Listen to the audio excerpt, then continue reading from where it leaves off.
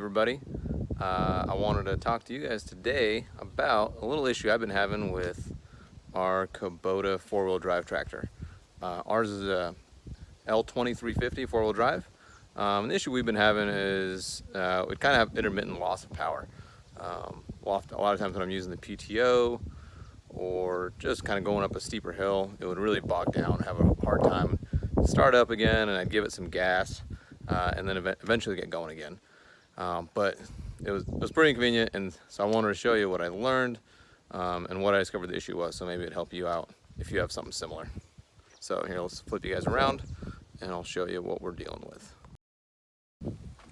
Okay, so here's the tractor. Like I said, it's the L2350. We've got a bucket on the front of it, and then I've got a rotary cutter on the back.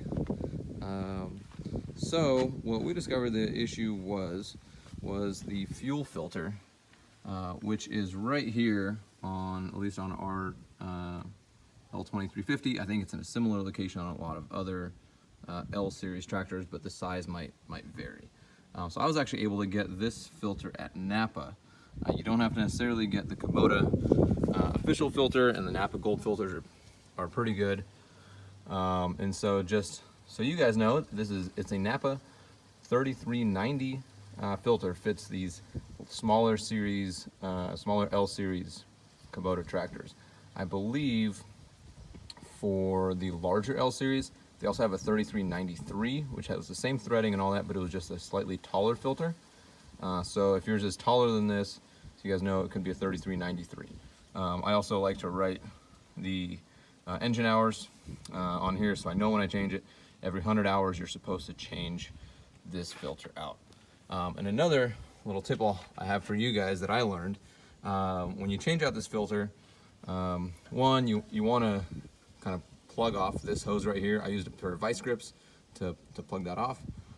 That way I didn't lose a whole lot of diesel, because my tank is still full.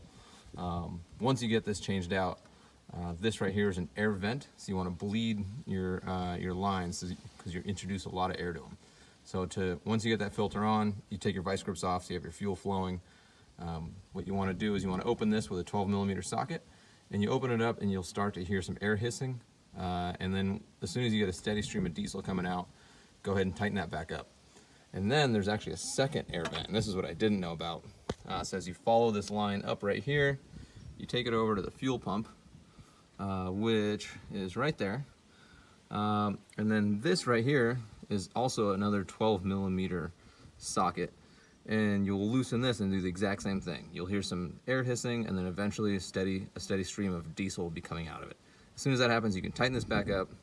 And once that's done, then your system is fully bled, and you should be good to go, and you can crank it over.